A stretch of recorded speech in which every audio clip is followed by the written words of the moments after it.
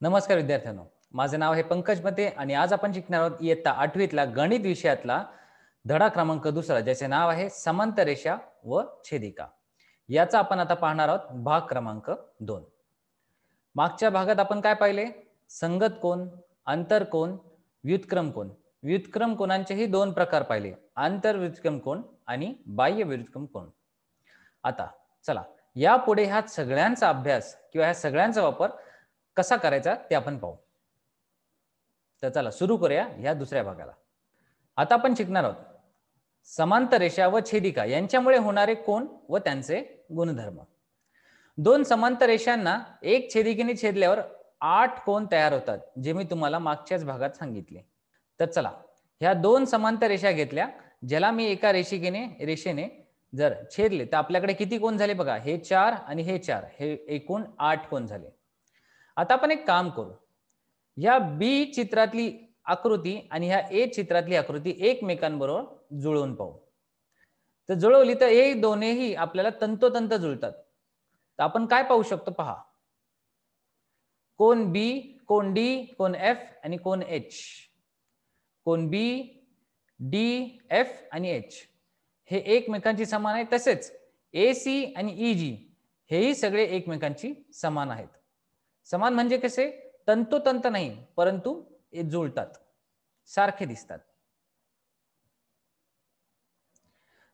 तेव्हा इथे कोन ए, कोन ई, कोन बी आणि एफ, कोन सी आणि जी, कोन डी आणि एच हे एकमेकांच्या संगत कोनांच्या जोड्या आहेत. संगत कोन म्हणजे काय? जिथे आपल्याला एफ हे अक्षर बनते, म्हणजे ए हे पहा, हे झाले आपले एफ हे अक्षर. ही रेषा इकडे काढली तर त्याच्या आतले जे कोन झाले ते झाले आपले संगत कोन.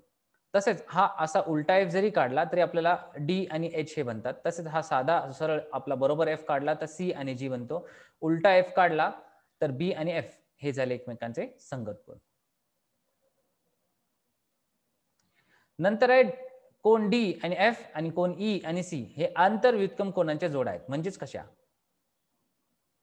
व्युत्क्रम कोन म्हणजे काय? आपला झेड अक्षर बनलं पाहिजे आणि झेड अक्षरासाठी आपला काय बनला पाहिजे? हा झाला आपला झेड, म्हणजेच कोन डी आणि कोन एफ. तसंच हा दुसरा झाला झेड, जिथे कोन ई आणि कोन सी हे आंतर व्युत्क्रम कोन बनवतात. तर बाह्य व्युत्क्रम कोन कुठला? तर हा आपला जो झेड आहे, तर त्याच्या छेदिकेवरती वरच्या बाहेरच्या बाजूला जो कोन बनला तो झाला बाह्य व्युत्क्रम कोन. तसाच इथे जो जी झाला तो म्हणजे ए आणि जी आणि बी आणि एच.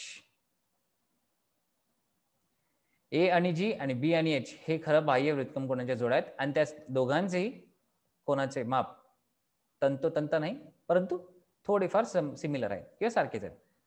म्हणजे ए समजा 150 असेल तर हा 149 किंवा 148 इतका थोडासा डिफरन्स आपल्याला मिळू शकतो, परंतु तो अप्रॉक्सिमेटली आपण बरोबरच घेतो. हे चिन्ह आहे अप्रॉक्सिमेट, म्हणजेच काय? पूर्णतः 100% नाही, परंतु तितक्याच इतके. म्हणजे 100% नाही म्हटले तर 99 किंवा 98% समान आहे असे.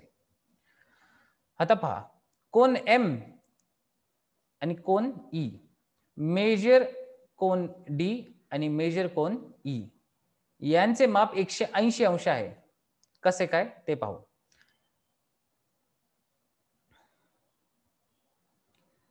आता हा जो झाला आंतरकोन, तर इथे 90 अंशाचा कोन बनला, इथे 90 अंशाचा कोन बनला. या दोन्ही 90 अंशाच्या कोनाची समजा बेरीज केली तर हे काय झाले? 180. तसेच हा सी आणि एफ याही दोन कोनांची जर बेरीज केली तर आपल्याला किती भेटतात? 180. का भेटतात? कारण ह्या सगळ्या जोड्या, या दोन्ही जोड्या आपल्या आंतरकोनांच्या जोड्या आहेत म्हणून. तर लक्षात ठेवा, जेव्हा आपल्याला आंतरकोन असतात त्या आंतरकोन नेहमी 180 अंशाचा कोन बनवतात. म्हणजे दोन्ही आंतरकोनांची बेरीज केली तर. पहिला, संगत कोनांचा गुणधर्म. समांतर रेषांच्या छेदिकेमुळे होणाऱ्या संगत कोनांच्या प्रत्येक जोडीतील कोन एकमेकांशी एकरूप असतात. म्हणजे संगत कोन जेव्हाही बनतात तेव्हा ते एकमेकांचे नेहमी एकरूप असतात. म्हणजे जितका माप पहिल्या कोनाचा असेल तितकंच माप आपल्याला दुसऱ्या कोनाचा मिळेल. आता शेजारील आकृतीतील रेषा पी क्यू ही रेषा आर एस बरोबर समांतर आहे. तर रेषा ए बी ही त्यांची एक छेदिका झाली. तर पी क्यू आणि आर एस या रेषांना ए बी ही रेषा छेदिका झाली. तर त्यामुळे आपल्याला जे संगत कोण बनतात ते कुठले? तर नेहमी मी तुम्हाला म्हटले एफ हे लेटर शोधा, म्हणजे हे पी एम ए आणि हा आर एन एम. तर पहा, हा एएमपी आणि एमएनआर असा दिला आहे, म्हणजे हा असा. मी फक्त मोजताना असे मोजले. दुसरा एएमक्यू, दुसरा एमएनएस. एएमक्यू आणि एमएनएस. नंतर बीएनआर आणि एनएमपी हे, आणि नंतर बीएनएस आणि एनएमक्यू. तर तो हा, ह्या झाल्या संगत कोना. दुसरा व्युत्क्रम कोनांच्या गुणधर्म. समांतर रेषांमुळे किंवा रेषांच्या छेदिकेमुळे होणाऱ्या व्युत्क्रम कोनांच्या प्रत्येक जोडीतील कोन परस्परांशी एकरूप असतात. म्हणजेच काय, या झेड मध्ये बनणारे जे आतल्या साईडचे, आतल्या बाजूचे जे कोन आहेत ते एकमेकांशी परस्परांशी जुळणारे असतात. म्हणजेच कोण, आता आंतर व्युत्क्रम कोन आणि बाह्य व्युत्क्रम कोन, ह्या व्युत्क्रम कोनांच्या दोन प्रकार आहेत. तर आंतर व्युत्क्रम कोन म्हणजे काय, ह्या व्युत्क्रम कोनांच्या आतल्या बाजूला बनलेले कोन. म्हणजे हा समजा आपण घेतला झेड, तर ह्या झेडच्या आतमध्ये जे कोन बनतात ते एकमेकांची परस्परांशी समांतर किंवा सॉरी, तर यांच्या आत जे बनणारे कोन असतात ते एकमेकांशी जुळणारे असतात. तर हा झाला पीएमएन आणि एमएनएस. तर हा आतला जो कोन झाला तो एकमेकांशी जुळणार आहे, कारण हे आंतरकोन आहे. तसाच क्यूएमएन आणि एमएनआर, त्याचे जे आतले कोन आहेत ते एकमेकांशी जुळतात. हे झाले आंतर व्युत्क्रम कोन. आता बाह्य व्युत्क्रम कोन शोधू. बाह्य म्हणजे कुठला, तर हा एएमपी आणि बीएनएस, म्हणजे हा. दुसरा झाला एएमक्यू आणि दुसरा बीएनआर, हा. तर हे झाले बाह्य व्युत्क्रम कोन. त्याबरोबर झेडच्या वरती जे आपल्याला कोन बनतात विरुद्ध दिशेला, ते असतं एकमेकांची बाह्य व्युत्क्रम कोनाची जोडी. तिसरा आहे आंतरकोनांचा गुणधर्म. आंतरकोन, मी आत्ताच तुम्हाला म्हटले, आंतरकोनांची समजा आपण बेरीज केली तर ती बरोबर 180 अंश इतके येते. म्हणजेच काय, आंतरकोन कसे ओळखायचे, तर सी हे अक्षर पाहायचे.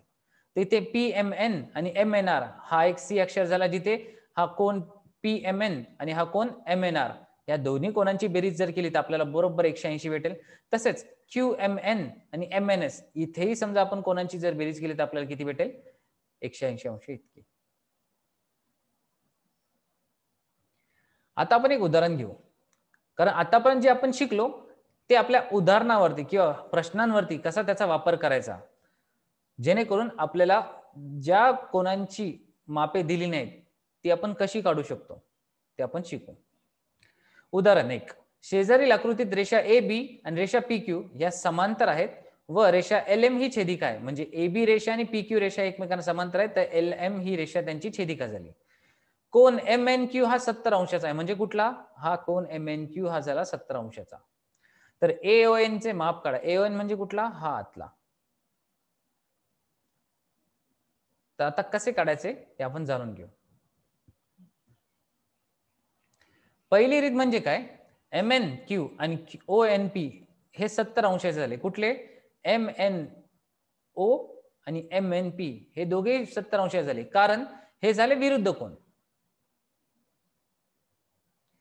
त्यानंतर कुठला येतो, तर एओएन आणि ओ एन पी म्हणजेच काय, एओएन आणि ओ एन पी हाही काय झाला, हा झाला आंतरकोन.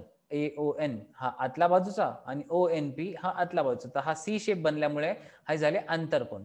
आता यांच्या कोनांची मापांची बेरीज किती असते, 180. तर आपण एक काम करू, इथे ओ एन पी ची संख्या आपल्याला माहिती आहे 70 अंश आहे. तर इथे 70 अंश टाकली तर ही 70 अंश विरुद्ध दिशेला गेली तर काय होते, वजा होते. वजा जर झाले तर 180 वजा 70 की झाले 110. म्हणजेच काय, कोन एओएच चे आपल्याला उत्तर भेटले 110 अंश. त्याकरता मी तुम्हाला म्हटले होते, विरुद्ध कोन किंवा अंतरकोन यांचा अभ्यास आपल्याला का करणे महत्वाचं आहे, कारण यावरून आपल्याला कळते आपले उत्तर कसे काढायचे ते. आता ही झाली पद्धत 1, रीत 1. आता रीत 2 पाहू. आता आपला एम एन क्यू ह्या कोनाचे माप दिले 70 अंश. तर आपला कोन एन ओ बी हा झाला त्याचा संगत कोन. ते याचे माप किती बनणार, 70 अंश. तर कोन एओएन आणि एनओबी म्हणजेच कुठला, एओएन आणि कोन एनओबी हे दोघेही संगत कोन झाल्या कारणाने ह्या दोघांच्या कोनांची बेरीज आपल्याला किती आली पाहिजे? 180. मग आपण NOB चे माप आपल्याला 70 अंश माहिती आहे, ते तिकडे गेले वजा केले, तर AON चे उत्तर किती भेटले? 110 इतके. पुढचं उदाहरण दुसरे. शेजारील आकृतीत रेषा M, रेषा N ह्या दोन्ही एकमेकांना समांतर आहेत. तर हे आपण चिन्ह दाखवतो समांतर रेषेसाठी. आणि रेषा L ही छेदिका आहे. म्हणजेच MN ह्या समांतर झाल्या आणि रेषा L ही छेदिका झाली.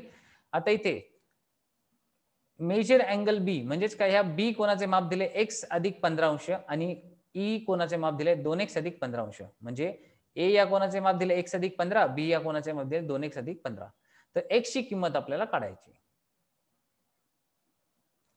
तर पहिले आपण मांडणी करून घेऊ. इथे कोन बी आणि कोन एफ हे एकमेकांचे संगत कोन असल्याने यांची मोजमाप सारखे आहेत. तर कोन एफ चं आपल्याला माप दिले x अधिक 15 अंश, तर बी चे आपल्याला तितकेच भेटेल. तसेच कोन ई आणि कोन एफ हे एकमेकांचे रेषीय जोडीतील कोन आहेत. या दोन्ही कोनांची बेरीज आपल्याला किती आहे? 180 अंश. तर आपण ह्या दोन्ही गोष्टी आपण समीकरणात घालू.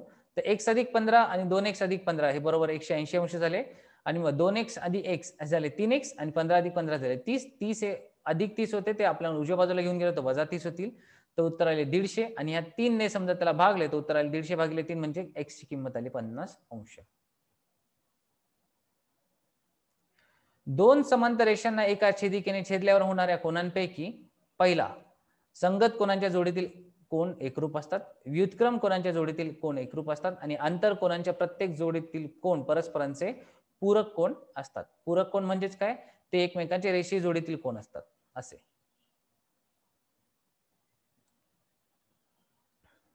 तर आज आपण काय शिकलो? आज आपण शिकलो समांतर रेषांना छेदिकेने छेदल्यावर जे होणारे कोन आहेत ते कोन कुठले, त्यांचा वापर गणितामध्ये कसा करायचा.